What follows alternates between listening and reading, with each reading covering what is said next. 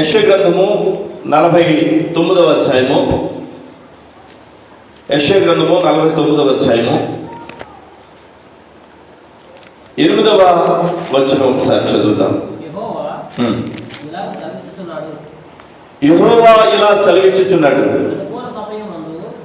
అనుకూల సమయమందు నేను నీ మొర ఆలకించి నీకుత్తరమిచ్చితిని. రక్షణ దినమందు నిన్ను ఆదుకుంటుని. బయలువెల్లుడి అని బంధింపబడిన వారితోనూ, బయటకు రండి అని చీకటిలో ఉన్న వారితోనూ చెప్పుచు దేశమును చక్కపరచి పాడైన స్వాస్థ్యములను పంచిపెట్టుటకై నిన్ను కాపాడి ప్రజలకు నిబంధనగా నియమించితిని. దేవునికి స్తోత్రం కలుగును గాక. ప్రజలకు నిబంధనగా నియమించితిని. యెహోవా ఇలా సెలవిస్తున్నాడు, ప్రజలకు నిన్ను నిబంధనగా నియమించితిని. మరలా చెప్తున్నాను, యెహోవా ఇలా సెలవిస్తున్నాడు, నిన్ను ప్రజలకు నిబంధనగా నియమించితిని. సరే, ఈ వాక్యాన్ని కాస్త విడమలిచి ఈరోజు చదువుకుందాం. దేవునికి స్తోత్రం కలుగును గాక. యెహోవా ఇలా సెలవిస్తున్నాడు. యెషయా గ్రంథంలో దేవుడు చేసినటువంటి ఆ యొక్క వాగ్దాన మాటలు అనేకమైనవి మనం చూస్తూ ఉంటాం. ప్రజలతో దేవుడు మాట్లాడినటువంటి విషయాన్ని యెహోవా ఇలా సెలవిస్తున్నాడు అని చెప్పి యెషయా ప్రవచించినటువంటి సంఘటన మనం చూస్తాం. ఇక్కడ కూడా 49వ అధ్యాయం 8వ వచనంలో యెహోవా ఇలా సెలవిచ్చుచున్నాడు, అనుకూల సమయమందు నేను నీ మొర ఆలకించి నీకు ఉత్తరం ఇచ్చేదని. దేవునికి స్తోత్రం కలుగును గాక. దేవుడు అంటున్నాడు, అనుకూల సమయమందు ఈ సంవత్సరంలో, ఈ 2023వ సంవత్సరంలో అనుకూల సమయమందు నీ మొరని నేను ఆలకించాను. అనేక సమయాల్లో మీరు చేసిన ప్రార్థన నేను విన్నాను. అనేక సమయాల్లో మీరు చేసిన విజ్ఞాపన నేను విన్నాను. అనేక సమయాల్లో మీరు చేసినటువంటి మొర్రను నేను విన్నాను. విని నేను ఉత్తరం ఇచ్చాను కూడా. దేవునికి స్తోత్రం కలుగును గాక. దేవుడు ఆయా సమయాల్లో వాక్యం ద్వారా మాట్లాడిన మాట వాస్తవం. దేవుడు ఆయా సమయాల్లో దేవుని సన్నిధితో ఆయన కార్యాల ద్వారా మాట్లాడిన మాట వాస్తవం. అనేక సమయాల్లో మన కన్నీళ్లు తుడిచి మన యొక్క హృదయాల్ని ఆయన మరి సేద తీర్చినటువంటి మాట వాస్తవమైనటువంటి మాట. అయితే దేవుడు మాట్లాడే మాట మనం చదువుకుందాం. అనుకూల సమయమందు నేను నీ మొర ఆలకించి నీకు ఉత్తరం ఇచ్చింది. దేవునికి స్తోత్రం కలుగును గాక. అంతేకాదు, రక్షణ దినమందు నిన్ను ఆదుకుంటుని. ఏది రక్షణ దినం అంటే? క్రీస్తు ప్రభుల వారి లోకంలోనికి వచ్చిన దినమే రక్షణ దినం. దేవునికి స్తోత్రం కలుగును గాక. అయితే వ్యక్తిగతమైనటువంటి రక్షణ దినం కూడా ఒకటి ఉంది. అందుకనే క్రీస్తు ప్రభుల వారి లోకానికి శిశువుగా కన్య మరియ గర్భాన పుట్టినప్పుడు గబ్రియేలు దూత ద్వారా వర్తమానం అందించి, ఇదిగో మీ కొరకు రక్షకుడు పుట్టి ఉన్నాడు అని చెప్పి వర్తమానం మనం విన్నాం. దేవునికి స్తోత్రం కలుగును గాక. ఈ యొక్క డిసెంబర్ నెలలో అన్ని చోట్ల కూడా క్రిస్మస్ వర్తమానాలే. నేను ఎక్కడికి వెళ్ళినా ఈ నెలలో క్రిస్మస్ వర్తమానాలే ఇస్తూ వచ్చాను. దేవునికి స్తోత్రం కలుగును గాక. అనేకమైన ప్రాంతాలు తిరిగినప్పుడు క్రిస్మస్ వర్తమానాలు అనేకమైన చోట్ల ఇస్తూ వచ్చాను. దేవునికి స్తోత్రం కలుగును గాక. అయితే అంటున్నాడు, రక్షణ దినమందు నిన్ను ఆదుకున్నాను. ఏ రక్షణ దినం అంటే, ఇదిగో 2023 సంవత్సరాల క్రితమే నీకోసం ఒక రక్షణ దినం ఏర్పాటు చేశాను. ఆ రోజు నేను మహిమను విడిచిపెట్టే లోకానికి రక్షకుడిగా, విమోచకుడిగా మరి కన్య మరియ గర్భంలోనికి అడుగు పెట్టాను. కాబట్టి ఆ రక్షణ దినమందు నేను ఆదుకున్నాను. దేవునికి స్తోత్రం కలుగును గాక. అంతేకాదు, వ్యక్తిగతమైనటువంటి రక్షణ దినం కూడా ఉంది. మనం బాప్తిసం పొందినటువంటి దినం. దేవునికి స్తోత్రం. నమ్మి బాప్తిసం పొందినటువంటి ఆ రోజున ప్రభు మనకు వ్యక్తిగతమైనటువంటి రక్షణ దినంగా కూడా ప్రభు ఇచ్చాడు. అందుకనే ప్రభు అన్నాడు, అనుకూల సమయమందు నీ మొర నేను ఆలకించాను, నీకు ఉత్తరం ఇచ్చాను.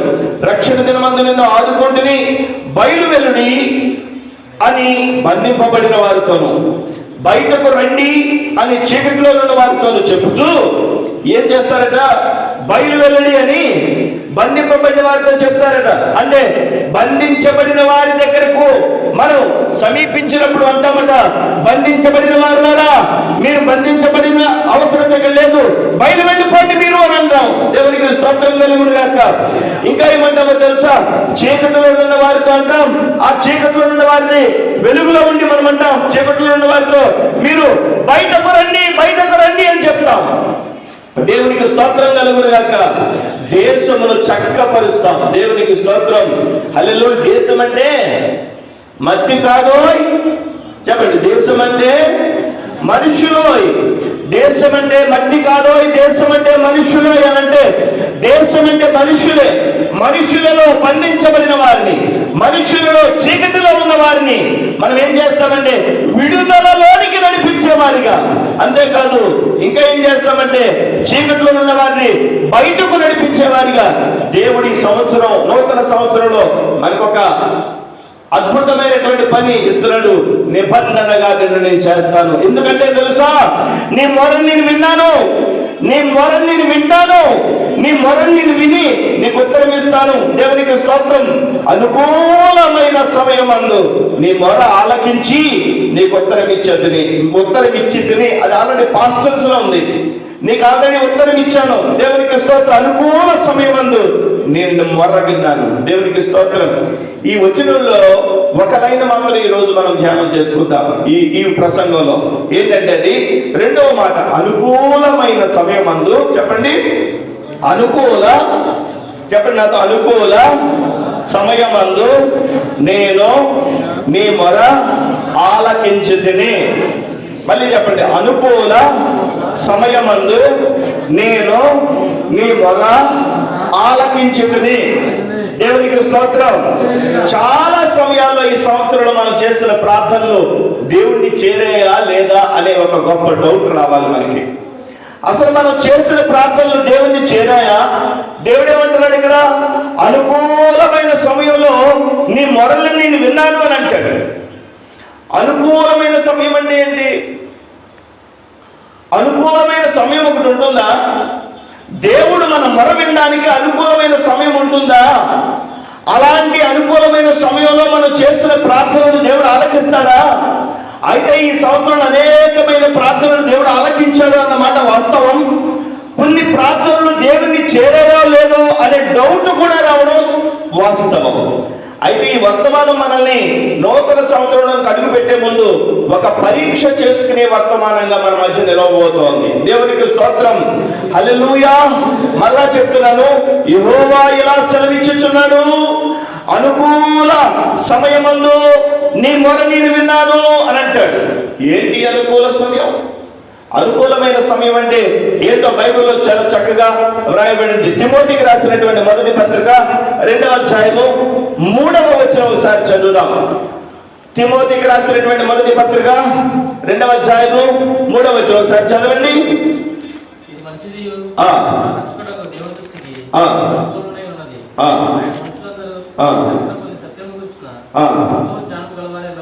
హల్లెలూయా. 3వ వచనం ఒకటి చాలు. 3వ వచనం ఒకటి చాలు. ఇది మంచిది. చెప్పండి నాతో, ఇది మంచిది. గట్టిగా చెప్పండి. టిఫిన్ చేశారా? దేవునికి స్తోత్రం. ఇది మంచిది. చెప్పండి గట్టిగా. కొద్దిగా సౌండ్ పెంచండి. ఇది మంచిది, మన రక్షకుడకు దేవుని దృష్టికి అనుకూలమైనది అయి ఉన్నది. ఇందాక మనం ఏం చదువుకున్నాం? దేవుడు అనుకూలమైన సమయంలో మన మొరను ఆలకించాడు అని చెప్పాం కదండి. అసలు అనుకూలమైన సమయం, అనుకూలమైనది ఏంటి ఇక్కడ వ్రాయబడింది. ఏది అనుకూలమైందంట? ఇది మంచిది. ఇది అంటే పైన చెప్పబడింది. ఇది మంచిది, మన రక్షకుడకు దేవుని దృష్టికి అనుకూలమైనది. ఈ పై వచనాలు చదివితే దేవునికి ఏది అనుకూలమో మనకు అర్థమైపోతుంది. అప్పుడు మనము చేసే మొర దేవుడు ఆలకిస్తున్నాడు అనేటువంటి ఒక భావన మన మనసులో కలుగుతోంది. ఇప్పుడు ఇది మంచిదియు మన రక్షకుడకు దేవుని దృష్టికి అనుకూలమైనదై ఉన్నది. ఏదట ఇది అనే ఆ పదం పై వచనాన్ని సూచిస్తుంది. అవునా? ఆ పై వచనాలు ఏంటో చదువుదాం. 2వ అధ్యాయం 1వ వచనం ఇప్పుడు చదువుదాం. మనము సంపూర్ణ భక్తియు మాన్యతయు కలిగి నెమ్మదిగాను సుఖముగాను బ్రతుకు నిమిత్తము అన్నిటికంటే ముఖ్యముగా మనుషులందరి కొరకును, రాజుల కొరకును, అధికారులందరి కొరకును విజ్ఞాపనలను, ప్రార్థనలను, యాచనలను, కృతజ్ఞతాస్తుతులను చెల్లింపవలనని హెచ్చరించుచున్నారు అని అంటాడు అపోస్తలుడైన పౌలు తన ప్రియ కుమారుడైనటువంటి తిమోతికి, ఆధ్యాత్మిక కుమారుడైనటువంటి తిమోతికి. ఆ యొక్క తిమోతికి రాస్తూ అంటాడు, ఇది చేయడమే దేవునికి అనుకూలం. ఏదో తెలుసా అని అంటూ మనము సంపూర్ణమైన భక్తియు మాన్యతయు కలిగి అని అంటాడు. సంపూర్ణమైన భక్తి మాన్యత కలిగి ఉండాలి మనం. దేవుని అది అనుకూలమట దేవునికి. అప్పుడు దేవుడు మన యొక్క ప్రార్థన ఆలకిస్తాడట. ఈ సంవత్సరం అంతా అనేకమైన ప్రార్థనలు మనం చేశాం. దేవుడు విన్నాడు కాబట్టి అనేకమైన ప్రార్థన అంశాలు మనలో మధ్యలో నెరవేర్చాడు దేవుడు. దేవునికి స్తోత్రం. నా జీవితంలో, నా కుటుంబంలో దేవుడు ఎన్నో విషయాల్లో దేవుడు సహాయం చేశాడు. ఎన్నో విషయాల్లో దేవుడు కృప చూపించాడు. కన్నీళ్లను కడిగాడు, ఒత్తిడి నుంచి విడిపించాడు. అనేక సమయాల్లో ఒంటరితనం నుంచి దేవుడు కాపాడాడు. ఇక జరుగుద్దా ఈ కార్యం జరగదని భయపడినప్పుడు దేవుడు భద్రపరిచి బలపరిచాడు. ఎన్నో ప్రార్థనలు విన్నాడు నా దేవుడు. అయితే ఇక్కడ మనం గమనించాల్సింది, ఎప్పుడు అనుకూలమైన సమయం అంటే మనము సంపూర్ణ భక్తియు మాన్యతయు కలిగి ఉండాలి. ఏంటంటే ఇక్కడ భక్తి కాదు, సంపూర్ణమైన భక్తి. ఏ పూర్ణం చెప్పాలి గట్టిగా చెప్పాలి. ఏ పూర్ణం? సంపూర్ణం. హల్లెలూయా. సంపూర్ణం అనేది ఆ మాట దేనికి సూచన అంటే పూర్ణమైనది, పరిపూర్ణమైనది, సంపూర్ణమైన దేనికి సూచన అంటే ఇక ఎక్కడా లోటు లేనిది అని అర్థం. దేవునికి స్తోత్రం కలుగును గాక. ఇంకెక్కడా లోటు లేనిది అని అనే మాటకు సంపూర్ణమైనది, పరిపూర్ణమైనది అని వాడుతూ ఉంటాం. చాలా మంది చంద్రుని చూస్తారు, నెలవంకను చూస్తారు.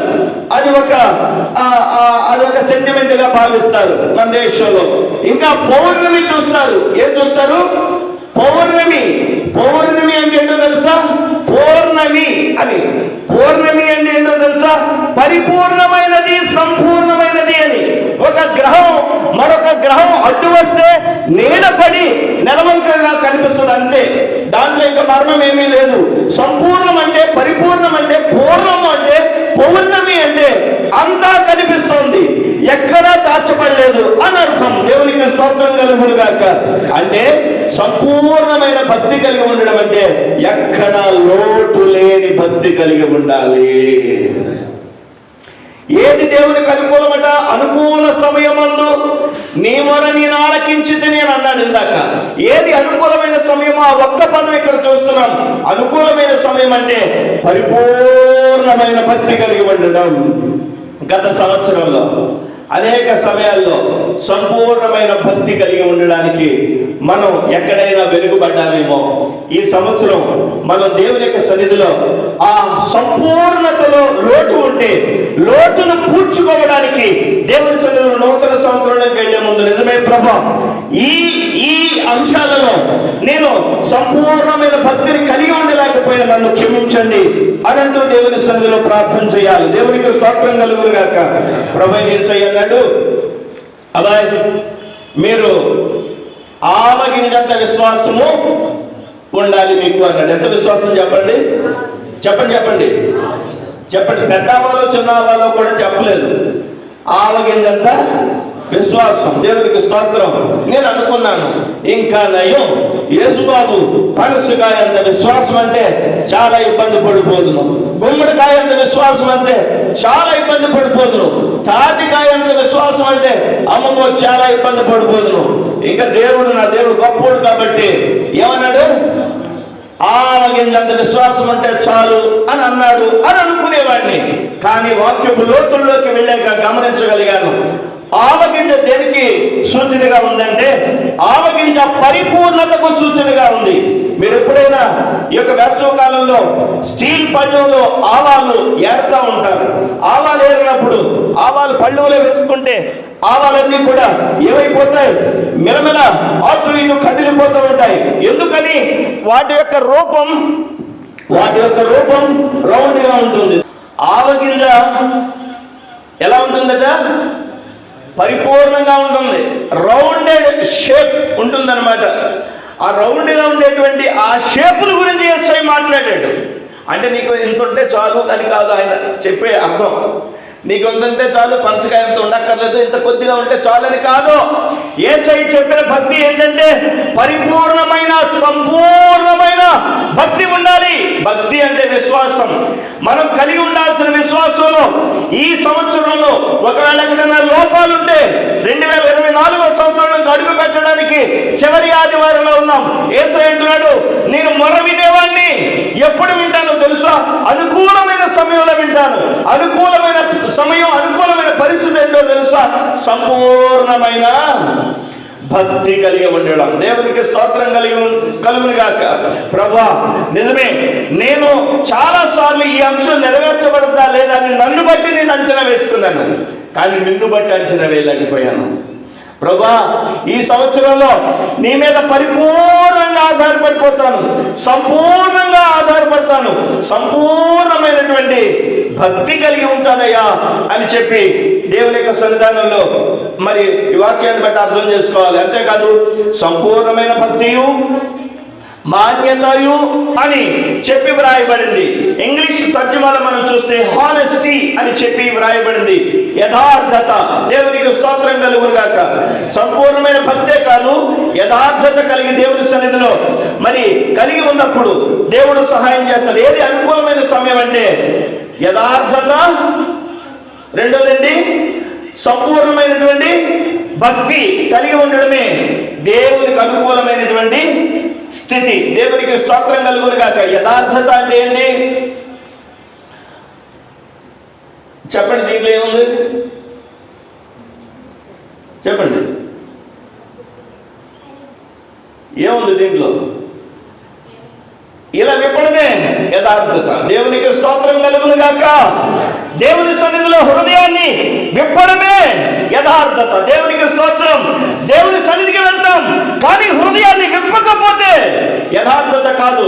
అందుకనే ఒక స్త్రీ వచ్చింది, అక్కడ యేసుక్రీస్తు ప్రభువారి దగ్గర మరి ఆమె కన్నీళ్లు కారుస్తూ ఏడుస్తుంది.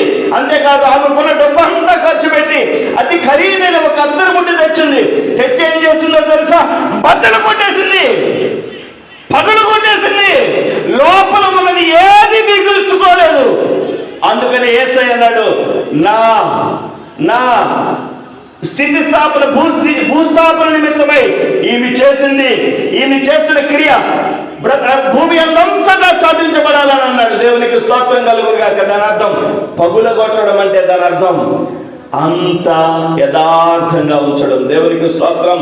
మన హృదయాన్ని ఏం చేయాలంటే అత్తర బాటిల్ని ఆమె పగులు కొట్టింది సూచనగా ఇక్కడ మనం ఏం చేయాలంటే హృదయాన్ని ఏం చేయాలి? పగులు కొట్టాలి. ఏది పగులు కొట్టాలి? హృదయం. దేవునికి స్తోత్రం కలుగును గాక. అందుకనే హృదయాన్ని దేవుని సన్నిధిలో విప్పి యథార్థతగా ఉన్నప్పుడు, దేవుని సన్నిధిలో మనం పరిపూర్ణమైన భక్తి కలిగి ఉన్నప్పుడు అది కదా దేవునికి అనుకూలమైనది. అప్పుడు నీ మొర్ర వింటాను అని అంటున్నాడు.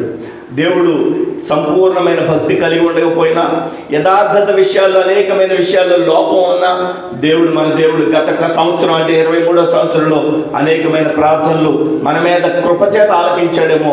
24వ సంవత్సరంలో అంటున్నాడు, నేను నిబంధనగా చేస్తాను. దేవుని చిత్తమైతే రాత్రి ఆ నిబంధన అంటే ఏంటో ఒకంత పరిశోధన చేద్దాం. దేవునికి స్తోత్రం కలుగును గాక. నేను సంవత్సరం నిబంధనగా చేస్తాను, నేను ఒక ప్రత్యేకమైన వ్యక్తిగా చేస్తాను, నేను నిన్ను ఆశీర్వదిస్తాను. అయితే నీవు 23వ సంవత్సరంలో నేను నీ మొర విన్నానే, అనుకూలమైన సమయంలో విన్నానే, రక్షణ దినమందు నిన్ను రక్షించానే, అనుకూలమైన సమయంలో నీ మొర విన్నానే అని అంటూ అనుకూలమైన సమయం ఏదో ధ్యానిస్తున్నాం. అనుకూలమైన సమయం అంటే చెప్పండి? సంపూర్ణమైన భక్తి కలిగి ఉండడం, హానెస్టీ, యథార్థత కలిగి ఉండడం. దేవునికి స్తోత్రం కలుగును గాక. ఇంకా ఏంటి అనుకూలమైన సమయం అంటే తర్వాత చదువు కామ తర్వాత నెమ్మదిగాను సుఖముగాను బ్రతుకు నిమిత్తం. యాక్చువల్గా ఈ నెమ్మదిగాను సుఖముగాను బ్రతుకు నిమిత్తము అనే పదం ముందు చదవండి. నెమ్మదిగాను సుఖముగాను బ్రతుకు నిమిత్తము మనము సంపూర్ణ భక్తియు మాన్యతయు కలిగి, అన్నిటికంటే ముఖ్యముగా మనుషులందరి కొరకును. అలా చదివితే ఇంకా బాగా అర్థమవుతుంది. దేవునికి స్తోత్రం కలుగును గాక. మరోసారి చదువుతున్నాను. నెమ్మదిగాను సుఖముగాను బ్రతుకు నిమిత్తము. మనమట నెమ్మదిగా సుఖముగా బ్రతకడానికి అంటే దేవుని యొక్క ఆశీర్వాదాలు పొందడానికి మన మొర దేవుడు ఆలకించాడు అని అనబడడానికి మనం సంపూర్ణ భక్తియు మాన్యతయు కలిగి, తర్వాత మాట అన్నిటికంటే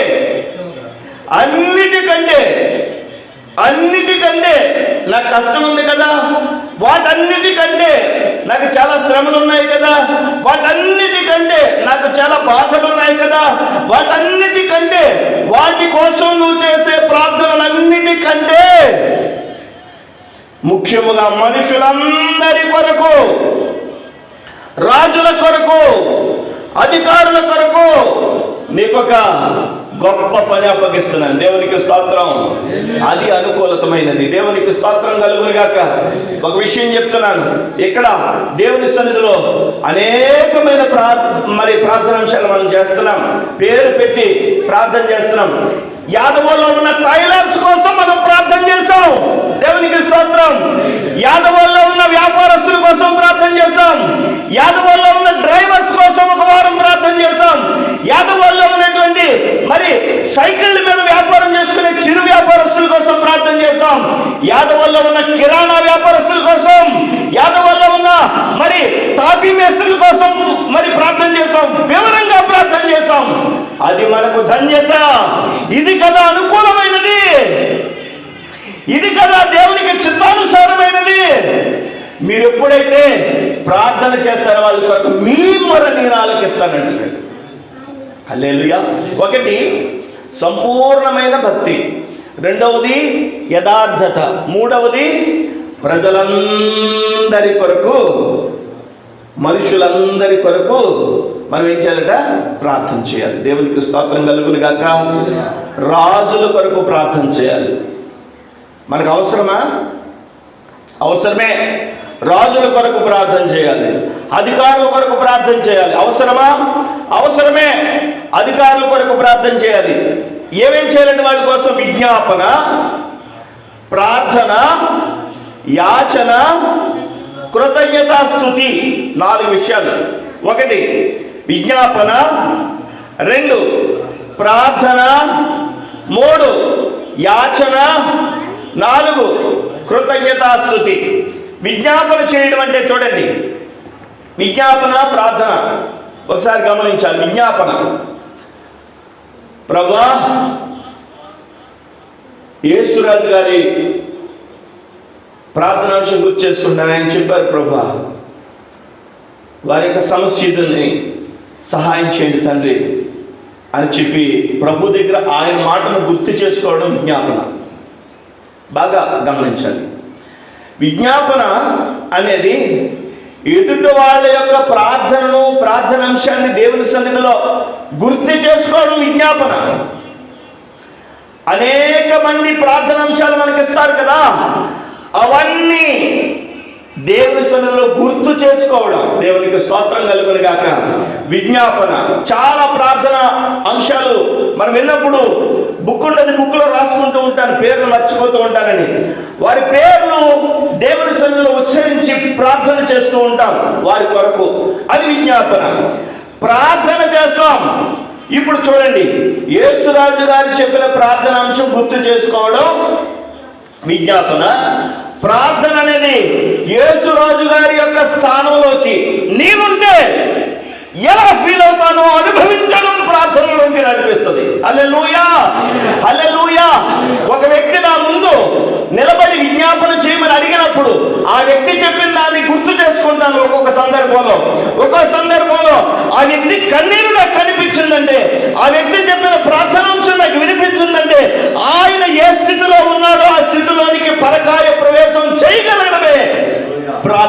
దేవునికి స్తోత్రం. నేను ఒక విజ్ఞాపన చేస్తాను, నేను ఒక ప్రార్థనాంశాన్ని డానియల్ రాజు గారు గుర్తు చేస్తారు. ఆయన ఫోన్ చేసి ఆయన గురించి విజ్ఞాపన చేశాం. ఆ తండ్రి ఆ తల్లి ఎలాగా మరి కదిలించబడతారో ఆ బిడ్డ విషయంలో అది అనుభవిస్తూ కన్నీటితో ప్రార్థన చేసే అనుభవానికి కూడా రావాలి అని చెప్పి ప్రభు అడుగుతున్నాడు. అంటే సంపూర్ణమైన భక్తి, సంపూర్ణమైన యథార్థత కలిగి ఉండి రాజుల కొరకు, ఇంకా అధికారుల కొరకు ఇంకేం చేయాలట? విజ్ఞాపన చేయాలట. దేవునికి స్తోత్రం. ప్రభువా, వాళ్ళకి ఏదో తెలిసి తెలియదు, వాళ్ళని జ్ఞాపకం చేసుకుని వాళ్ళని రక్షించండి. అంతేకాదు ప్రార్థన చేయాలట. దేవునికి స్తోత్రం. నా ప్రభు అయినటువంటి యేసయ్య ఆయన ఆ యొక్క గెత్సెమనే తోటలో విజ్ఞాపన చేశాడు, గెత్సెమనే తోటలో ప్రార్థన కూడా చేశాడు యేసయ్య. దేవునికి స్తోత్రం కలుగును గాక. మనం విజ్ఞాపన చేయువారిగాను స్లైట్ డిఫరెన్స్ ఉంటుంది, ఒక చిన్న రేఖ లాంటి తేడా ఉంటుంది. విజ్ఞాపన చేయడానికి జస్ట్ క్యారీ చేస్తాం, దేవుని సన్నిధిలో ప్రార్థన చేస్తాం. ఆ స్థితిలో నేనే కనుక ఉంటే ఎట్లా ఫీల్ అవుతాను? దేవునికి స్తోత్రం కలుగును గాక. హల్లెలూయా. ఆ స్థితిలో నేనే ఉంటే ఎలా నేను ఫేస్ చేస్తాను, ఆ యొక్క పరిస్థితిని ఎలా ఎదుర్కొంటాను అని ఆ స్థితిలోనికి వెళ్ళగలిగినంతగా దేవుని సన్నిధిలో ఉండడమే ప్రార్థనలోకి నడిపిస్తుంది. ఇంకా యాచనలు చేస్తామంట. యాచన చూడండి, దేవునికి స్తోత్రం. ఇలా చూడండి, మీకు బాగా అర్థం అవడం కోసం చెప్తున్నాను. రెండు చేతులు ఇలా పెట్టి బాబు దాటిపోవద్దయ్యా, దాటిపోవద్దు. యేసురాజు గారి చెప్పినటువంటి ఆ ప్రార్థన అంశాన్ని నువ్వు దాటిపోకుండా చేసి పెట్టాలి, నీ కాళ్ళు ఎత్తుకుంటున్నానని ఆయన దగ్గర మొరపెట్టి యాచన చేయడమే మరొక అనుభవం. దేవునికి స్తోత్రం కలుగును గాక. చూసారా, గమనించారా? ఎలా చేయాలి? విజ్ఞాపన చేయాలి, ప్రార్థన చేయాలి, యాచన చేయాలి, దేవుణ్ణి అడుక్కోవాలి. అంటే దీన స్థితికి వెళ్ళిపోవాలన్నమాట. ఇద్దరు గుడ్డోళ్ళు ఉన్నారు, యేసయ్య వెళ్తున్నాడు. వాళ్ళిద్దరూ అంటున్నారు, దావీదు కుమారుడా, దావీదు కుమారుడా. చుట్టుపక్కల వాళ్ళు అన్నారు, ఆగండి, మాకు ఆ పలానా గౌరీ పట్ల నుంచి యేసుబాబు కూడా నడుచుకుంటూ వస్తున్నాం, మా ఇంకా యేసుబాబు చూడలేదు, మా వైపు మాట్లాడలేదు, మీ వైపు ఎలా మాట్లాడతాడు? అగనే అని విసుక్కుంటుంటే వాళ్ళు ఇంకా గట్టిగా, నజరేయుడైన యేసు, దావీదు కుమారుడా, మమ్మల్ని దాటిపోవద్దయ్యా. హల్లెలూయా. యాచించడం. నువ్వు ఇప్పుడు సహాయం చేయకపోతే మాకు ఈ పని అవ్వదు. మోకరించడం, సాష్టాంగ పడిపోవడం. దేవునికి స్తోత్రం. నిజంగా చెప్తున్నాను, మేడగదిలో ఒక్కోసారి నేను సాష్టాంగ పడిపోతాను. సాష్టాంగ పడడం అంటే బోర్లా పడిపోతాను. దేవునికి స్తోత్రం. మోకరించడం కాదు, బోర్లా పడిపోతాను. నా కన్నీళ్ళకి అక్కడుండే ఆ యొక్క రాయి తడిచి, దేవునికి స్తోత్రం, నా ప్రభు సన్నిధిలో పరిపూర్ణంగా నేను మొర్ర పెట్టుకున్నాను, నా దేవుడు విన్నాడు అనే ఆ ఆలోచన వచ్చేంత వరకు దేవుని అనేకమైనటువంటి ప్రార్థన అంశాలు చేస్తాం. దేవునికి స్తోత్రం కలుగును గాక. హల్లెలూయా, హల్లెలూయా. ఇక వ్రాయబడింది యాచన చేయాలట. మనం ఈ పరిస్థితులు గుండా వెళుతున్నామా? ఇది కదా దేవునికి అనుకూలమైంది, ఇది కదా దేవునికి అనుకూలమైంది. విజ్ఞాపన చేస్తున్నాం, ప్రార్థన చేస్తున్నాం, అంతేకాదు ఇంకేం చేయాలి? యాచన కూడా చేయాలి. హల్లెలూయా. యాచన చేయాలి. దేవునికి స్తోత్రం కలుగును గాక. ప్రభు సన్నిధిలో అలాంటి, అంటే నిజంగా లిటరల్గా మీకు అర్థం అవడం కోసం చెప్తున్నాను. ఒక్కొక్కసారి కారులో కూర్చున్నప్పుడు సిగ్నల్ పడుతుంది కదా, అక్కడికి వచ్చి అడుక్కునేవారు అడుక్కుంటూ ఉంటారు. నిజానికి వాళ్ళకి వేయడానికి చిల్లర లేకపోతే, అమ్మా చిల్లర లేదు అని అంటాం. అయినా చెప్పండి, కదలరు. నువ్వేం చెప్పు, లోపల నుంచి ఏం చెప్పు, యాచన చేసేవారు సిగ్గుపడరు. ఇంకా మాటకు వస్తే సిగ్గు విడిచిపెట్టేస్తారు. దేవునికి స్తోత్రం. హల్లెలూయా, హల్లెలూయా. ఈరోజు పాస్టర్ అమ్మ గారు బైబిల్ పట్టుకుని ఇలాగా వచ్చేస్తుంటే నాకు అక్కడి నుంచి చాలా సంతోషం అయిపోయింది. దేవునికి స్తోత్రం కలుగును గాక. బైబిల్ పట్టుకుని నడవడానికి నేను సిగ్గుపడేవాడిని. ఇప్పుడైతే ఈ బైబిల్ పట్టుకుని నడవడానికి హుందాగా ఫీల్ అవుతాం, సిగ్గుని విడిచిపెట్టేస్తాం. హల్లెలూయా, హల్లెలూయా. యేసు ప్రభు దగ్గర యాచన చేయడానికి రాత్రి మేము కొంతమంది వెళ్ళాం, తెల్లవారుజాము తిరిగాం. మనల్ని చూసి అనుకుని ఉంటారు, పిచ్చోళ్ళిళ్ళు తెల్లవారుజాము తిరుగుతున్నారు. మనకి తెలుసు యాచన. దేవునికి స్తోత్రం. హల్లెలూయా. మనం ఏం చేయాలో తెలుసు. ఇది కదా అనుకూలమైంది, నీ మొర ఆలకిస్తాను, నీ మొర నేను విన్నాను, దానికి ఉత్తరం ఇచ్చాను. అనుకూలమైన సమయం ఏంటో తెలుసా నాకు? నువ్వు సంపూర్ణమైన భక్తి కలిగి ఉండాలి. ఇంకేం చేయాలి? యథార్థత కలిగి ఉండాలి. నువ్వు సంపూర్ణమైన భక్తి, యథార్థత, ఇంకేం కలిగి ఉండాలి నువ్వు? చెప్పండి. అన్నిటికంటే ముఖ్యముగా మనుషులందరి కొరకును, రాజుల కొరకును, అధికారుల కొరకును విజ్ఞాపన, ప్రార్థనలు, యాచనలు చేయాలి. ఇంకేం చేయాలంటే కృతజ్ఞతాస్తుతులు చెల్లించాలంట. దేవునికి స్తోత్రం కలుగును గాక. ఆమేన్. హల్లెలూయా. ఇది చూడండి, విడ్డూరంగా ఉంటుంది. హల్లెలూయా, హల్లెలూయా. ఓ పాస్టర్ గారు నన్ను ఒక స్తుతి కూడికి పిలిచారు. బాగా వినాలి. ఓ పాస్టర్ గారు నన్ను ఒక స్తుతి కూడికి పిలిచారు. ఆ స్తుతి కూడికి పిలిచినప్పుడు ఆ స్తుతి కూడికలో ఆయన సంఘంలో ఉన్న ఒకరు ఒక స్తుతి కూడికి పెట్టారనమాట. ఆయన పిలిచారు, మా సంఘంలో ఒక ఆయన స్తుతి కూడికి పెట్టారండి అని. చాలా పెద్దగా పెట్టారు స్తుతి కూడిక, చాలా పెద్దగా పెట్టారు. ఆ స్తుతి కూడికలో వాక్యం చెప్పాలి. నేను కొద్ది నిమిషాల్లో వాక్యం చెప్పాలి. స్తుతి కూడిక ఒక్కోసారి అంశం ఏంటో తెలియదు సేవకునికి. లేచి నిలబడి అప్పటికప్పుడు అంశం చెప్పినప్పుడు కూడా వర్తమానం ఇవ్వాలి. అదొక పరీక్ష. అక్కడ కూర్చున్నాను. వెళ్ళి కూర్చున్న తర్వాత నేను ఆ స్తుతి కూడికలో కూర్చుని వర్తమానం ఇవ్వడానికి సిద్ధపడుతున్నా. ఆ పాస్టర్ గారిని అడిగాను, ఏంటంటే స్తుతి కూడిక కదా, ఏ సందర్భంలో పెట్టినటువంటి కూడిక? ఆయన ప్రక్కనే ఉన్న వాళ్ళ నాన్నగారిని ఇలా పిలిచాడు. వాళ్ళ నాన్నగారితో అన్నాడు, ఇలాగ అన్నాడు. పాస్టర్ గారు ఏదో అడుగుతున్నారు, చెప్పదు. అర్థమవుతుందా మీకు? ప్రక్కనే ఉన్నా ఒక ఆయన్ని పిలిచి ఇలాగ అన్నాడు పాస్టర్ గారు. ఆయన నాతో చెవి దగ్గరికి ఎట్టాడు.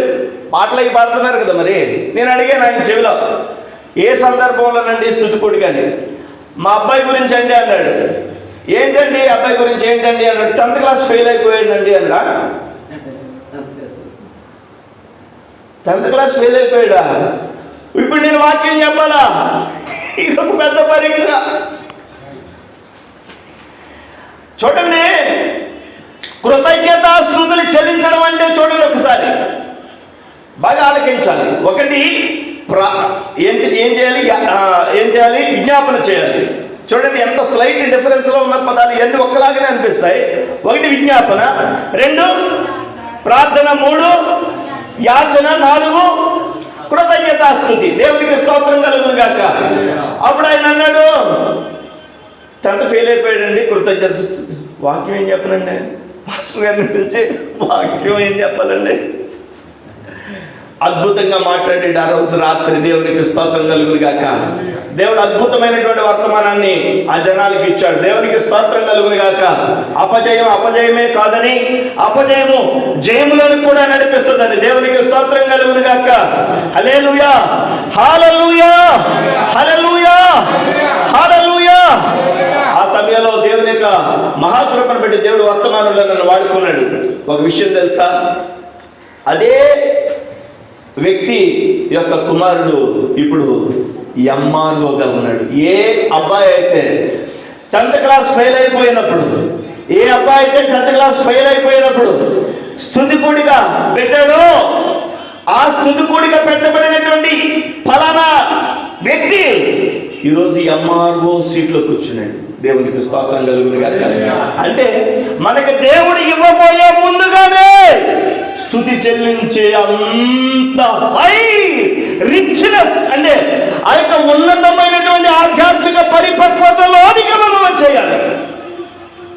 ఏమని ప్రార్థన చేయాలంటే, నువ్వు ఇవ్వబోతున్నటువంటి ఆ కార్యం కోసం నీకు స్తోత్రం. హల్లెలూయా, హల్లెలూయా. స్తుతించేడున దేవుని స్తుతించేడున. హల్లెలూయా. అందుకని దేవుని ఎక్కువగా స్తుతించండి. స్తుతి ఏం చేస్తుందంటే స్థితి మారుస్తుంది. చెప్పండి చెప్పండి. స్తుతి స్థితి మారుస్తుంది. స్తుతి స్థితి మారుస్తుంది.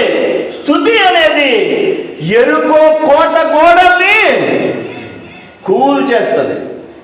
హల్లెలూయా, హల్లెలూయా. అందుకనే ఒక సమయం ఒకానొక సందర్భంలో కొంతమంది నన్ను హేళన చేసినప్పుడు ఏమన్నా తెలుసా? గఫూర్ గారు, మీకు కులబలం లేదు, అండబలం లేదు, ఆర్థిక బలం లేదు, ఏ బలం లేదు, ఎలా నెగ్గుకొస్తావు? చాలా అంశాలు ఉంటాయి సేవలో నెగ్గుకు రావడానికి. చాలా సంవత్సరాల క్రితం అన్నమాట. అప్పుడు నేను అన్నాను, ఊరక నిలచి నే స్తుతింతును, ఎరికో గోడలు కూలును. నేను రాసిన పాట మీరు వినండి, అద్భుతంగా ఉంటుంది. చాలా అద్భుతమైనటువంటి మాటలతో ఉంటాయి అందులో. ఊరక నిలచి నే స్తుతింతును. పాస్టర్ గారు అడిగినప్పుడు నేను ఏం చేస్తాను? ఏమీ చేయలేనండి, ఊరికనే నిల్చుండిపోతాను. నేను చేయడానికి అవకాశం ఏం లేనప్పుడు ఏం చేస్తాను? ఊరకనే నిల్చుండిపోతాను. అప్పుడు ఊరక నిలచి నే స్తుతింతును, ఎరికో గోడలు కూలును.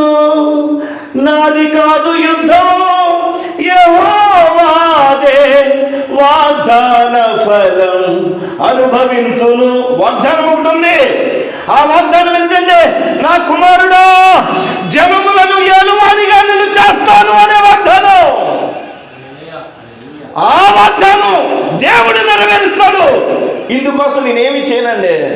నేనేం చేయగలను? నా వల్ల ఏమవుద్ది?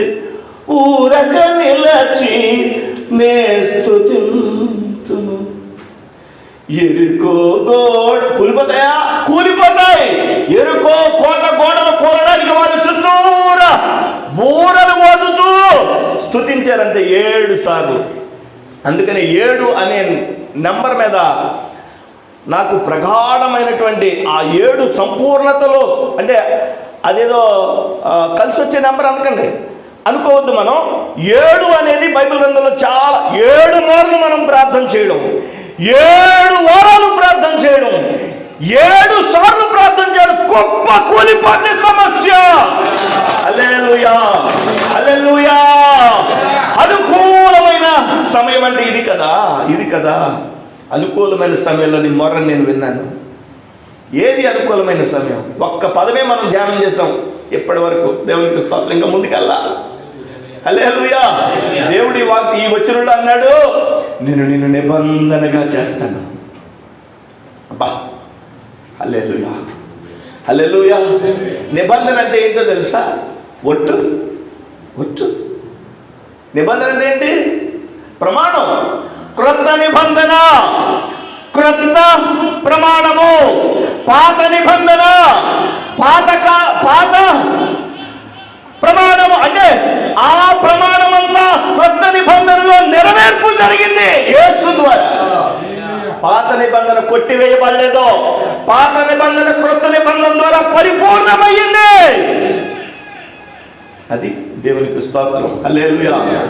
అంటే ఇది కదా నాకు అనుకూలమైంది. ఏదయ్యా నీకు అనుకూలమైంది? చెప్తా నేను. నాకు అనుకూలమైంది ఏంటంటే, నీకు సంపూర్ణమైన భక్తి కలిగి ఉండాలి. జస్ట్ ఆవగింజంత విశ్వాసం ఉంటే చాలు నీకు. సంపూర్ణమైన భక్తి. ఇంకా ఆయన జారిపడిపోవడం అనమాట. దేవునికి స్తోత్రం. జారిపడిపోవడం. దేవునికి స్తోత్రం కలుగును కాక. హల్లెలూయా, హల్లెలూయా, హల్లెలూయా. నేను ఈరోజు చెప్తున్నాను, జారిపోయింది తిరిగిస్తాడు దేవుడు. ఆమేన్. నీ చేతిలో లేనిది తిరిగిస్తాడు దేవుడు. ఆమేన్. నా దేవుడు అంత గొప్పడు. సంపూర్ణమైన విశ్వాసం కలిగి ఉందాం. దేవునికి స్తోత్రం. హల్లెలూయా, హల్లెలూయా. నేను చెప్తున్నాను, ఈ స్థలంలో రాబోయే కాలంలో ముందు వస్తేనే కానీ మనం కూర్చుంటానికి స్థలం లేదనే రోజులు దేవుడు ఇస్తాడు. ఎప్పుడు చెప్తున్నాను ఈ విశ్వాసంతో? ఎంతమంది ఉన్నప్పుడు చెప్తున్నాను. దీనికి కారణం ఏంటో తెలుసా? నా దేవుని వాగ్దానం. దేవునికి స్తోత్రం కలుగును గాక. హల్లెలూయా, హల్లెలూయా. ఇప్పుడు ఈ మాట ప్రగల్భాలుగా ఉంటది, ఈ మాట అతిశయోక్తిగా ఉంటది, ఈ మాట పిచ్చోడి మాటగా ఉంటది. నెరవేర్పు జరిగినప్పుడు నా దేవునికి మహిమ. హల్లెలూయా, హల్లెలూయా, హల్లెలూయా, హల్లెలూయా. సంపూర్ణమైన భక్తి, యథార్థత, దాంతోపాటుగా మనుషులందరి కోసం ప్రార్థన చేయాలి. దేవునికి స్తోత్రం. హల్లెలూయా, హల్లెలూయా.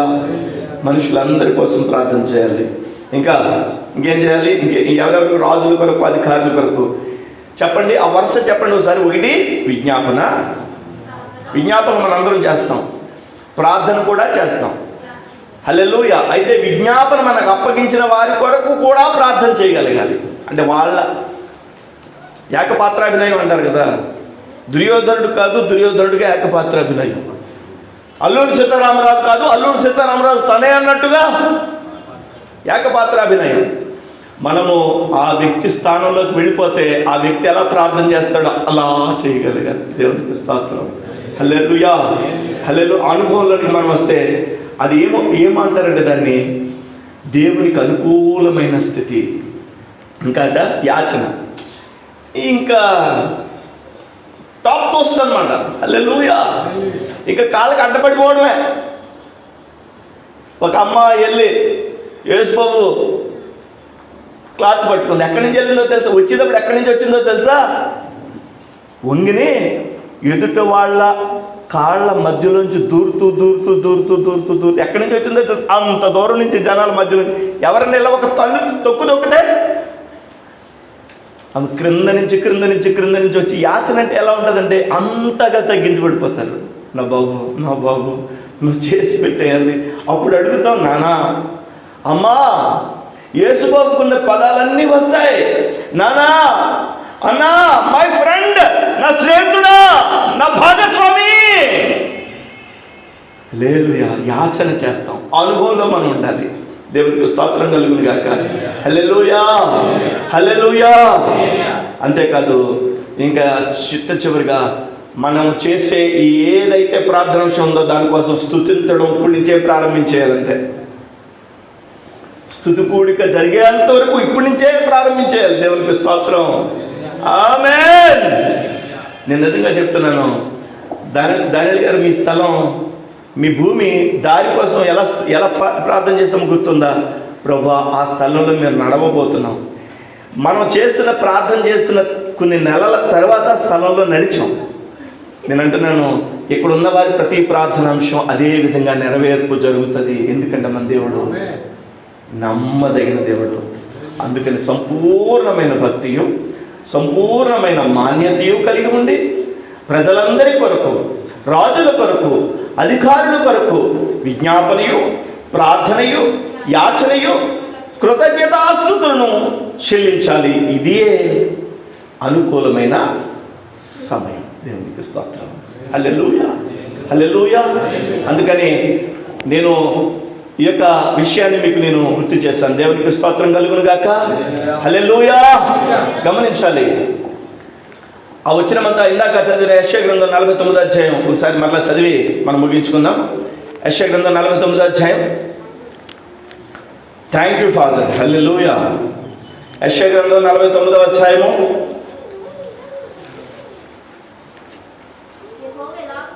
8వ వచనం. యెహోవా ఇలా సెలవిచ్చున్నాడు, అనుకూల సమయమందు. అంటే ఆ పదం దగ్గర ఏది పెట్టాలి? సంపూర్ణమైన భక్తియు, మాన్యతయు కలిగి ఉండి ప్రజలందరి కొరకును, రాజుల కొరకును, యాజకుల కొరకును విజ్ఞాపనయు, ప్రార్థనయు, యాచనయు, కృతజ్ఞతాస్తుతులు చెల్లించుట అని అర్థం ఒక్క పదంలో. హల్లెలూయా.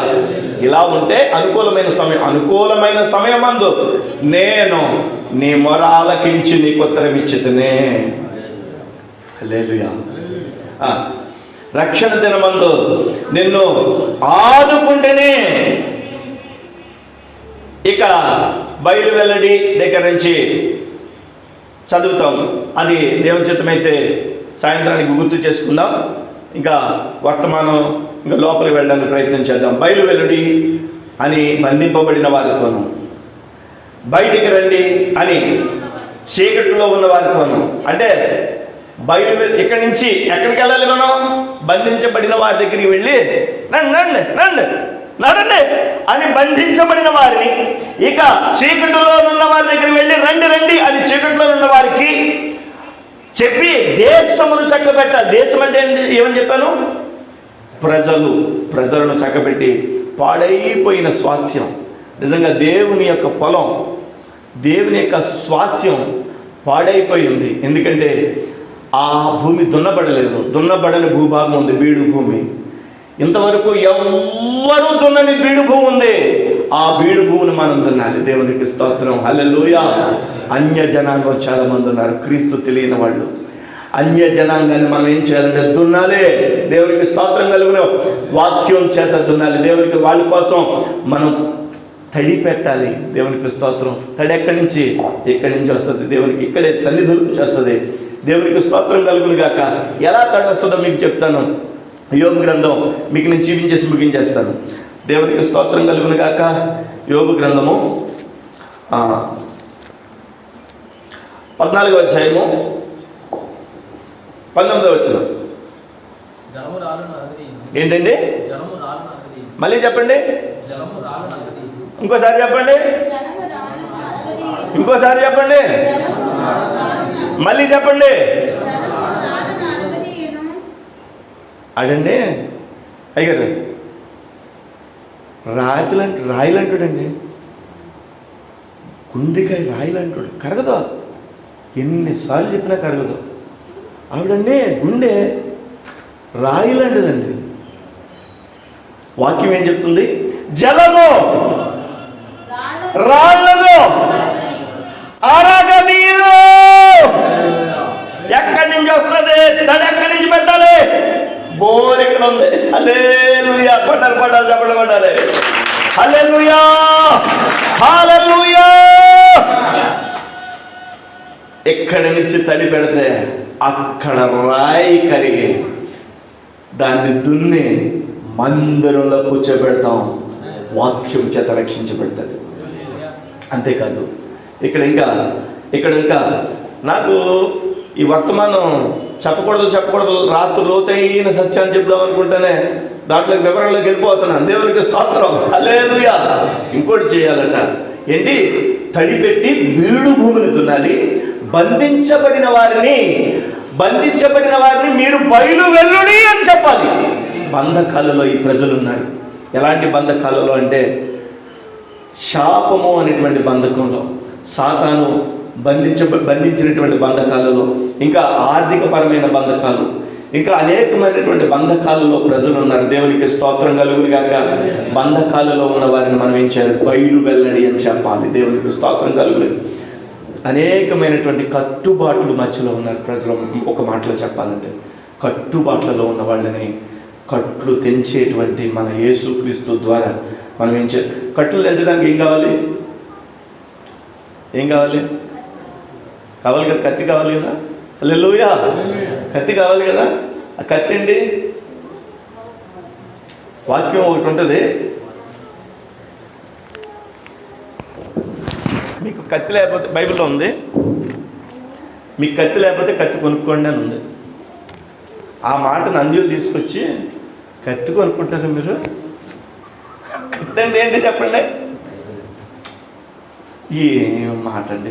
కత్తి అంటే బైబిల్ వాక్యం. హల్లెలూయా. వాక్యాన్ని కొనుక్కునే నాకు బోల్డ్ అని కత్తులు. దేవునికి స్తోత్రం. బైబిల్ ఒక వెర్షన్ చదవను నేను, ఇంగ్లీష్లో ఒక 5-6 వెర్షన్ చదువుతాను, తెలుగులో 4-5 రకాలు చదువుతాను. రకరకాలైన బైబిల్స్ ఉంటాయి. నాకు ఏదైనా డౌట్ వచ్చినప్పుడు పలానా బైబిల్ తీసుకుని చదువుతూ ఉంటా. అనేకం ఏ తర్జుమాలో ఎలా వ్రాయబడింది అనే అంశాన్ని చూస్తూ ఉంటా. దేవునికి స్తోత్రం కలుగును గాక. అంటే కత్తి ఏం చేస్తుంది?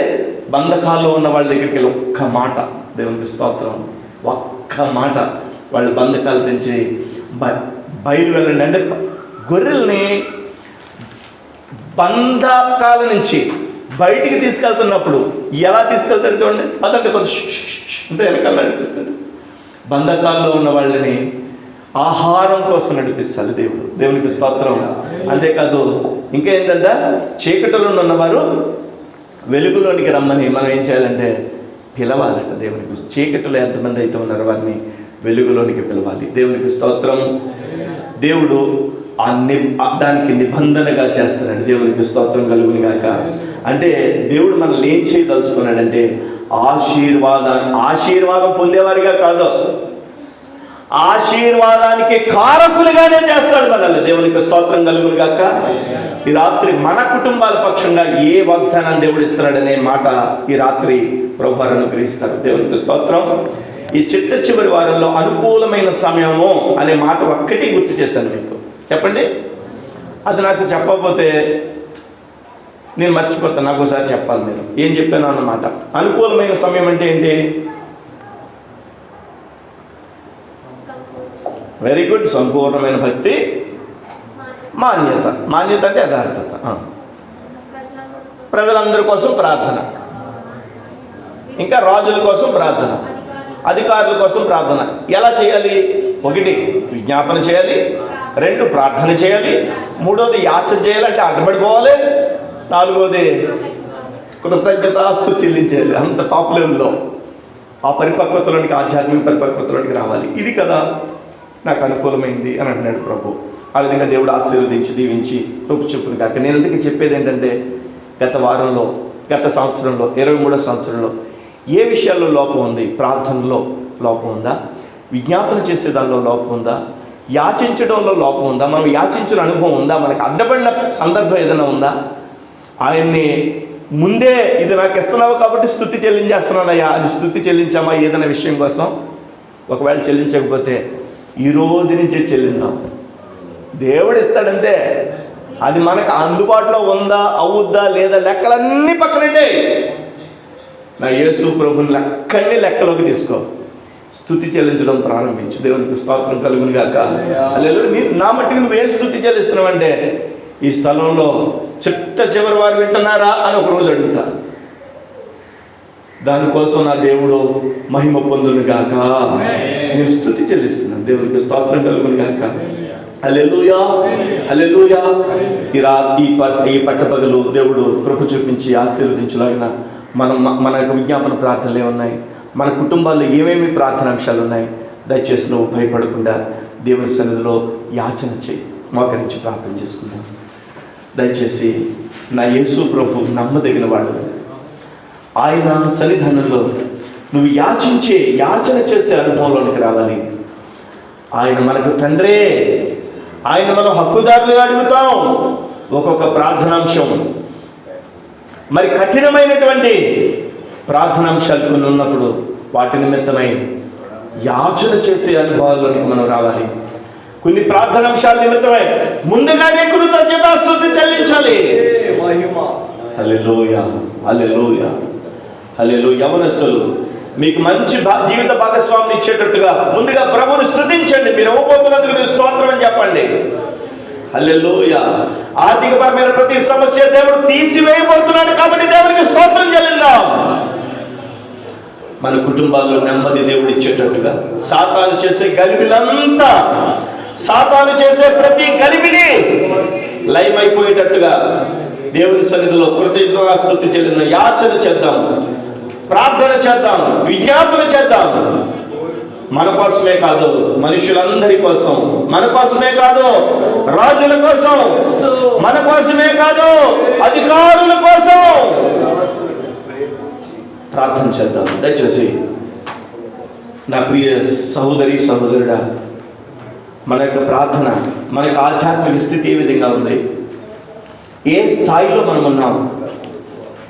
విజ్ఞాపన చేసి ఊరుకుంటున్నామా? ప్రార్థన చేసి ఊరుకుంటున్నామా? యాచించడం ఆ అనుభవంలోనికి వెళ్ళావా? అడ్డపడిపోవడం పాదాలకి, నువ్వు చేస్తేనే కానీ కుదరదని పట్టుపట్టేయడం.